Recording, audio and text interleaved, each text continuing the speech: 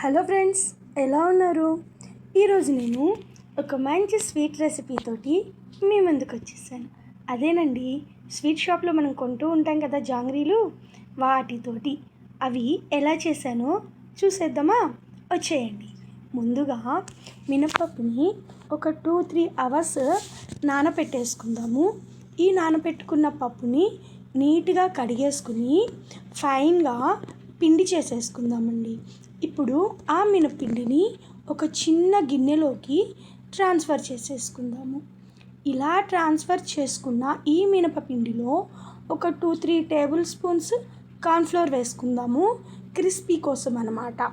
ఇలా వేసుకున్న ఈ పిండిలో కలర్ కోసము కొంచెం రెడ్ కలర్ని యాడ్ చేసేసుకుని, మనకి పిండి కనుక కొంచెం గట్టిగా అనిపిస్తే కొన్ని వాటర్ అడ్జస్ట్ చేసుకుంటూ ఈ పిండి మొత్తము కలిపేసుకుందాం నీట్గా.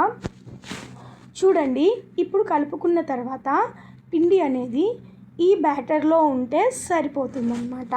ఇప్పుడు ఈ పిండిని ఒక చిన్న బాటిల్ తీసుకుని ఆ బాటిల్కి హోల్ పెట్టేసి ఆ బాటిల్లో ఈ పిండిని ట్రాన్స్ఫర్ చేసేసుకుందాం. తర్వాత పొయ్యి మీద గిన్నె పెట్టేసుకుని అందులో ఒక 1/2 kg వరకు నేను షుగర్ తీసుకున్నానండి, షుగర్ సిరప్ కోసము. ఇప్పుడు కొన్ని వాటర్ పోసేసుకుని షుగర్ సిరప్ చేసేసుకుందాం. ఈ షుగర్ సిరప్ కాగేటప్పుడు 2 యాలకులు కూడా వేసుకుందాము, స్మెల్ కోసం అన్నమాట. ఇప్పుడు పొయ్యి మీద బాండీ పెట్టేసుకుని కాగిన తర్వాత ఇలాగా జిలేబీలుగా వేసేసుకుందాము.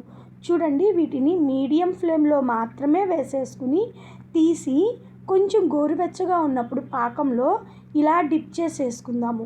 ఎందుకంటే గోరువెచ్చగా ఉన్నప్పుడు వేస్తేనే పాకం అవి అబ్జర్వ్ చేసుకుంటాయన్నమాట. అంతేనండి, ఎంతో టేస్టీగా ఉండే స్వీట్ షాప్లో లాగా మంచి జాంగ్రీలు రెడీ అయిపోయినాయి. చూడండి, పైన అంతా క్రిస్పీగా, లోపల అంతా జ్యూసీగా ఎంత బాగున్నాయో జాంగ్రీలు.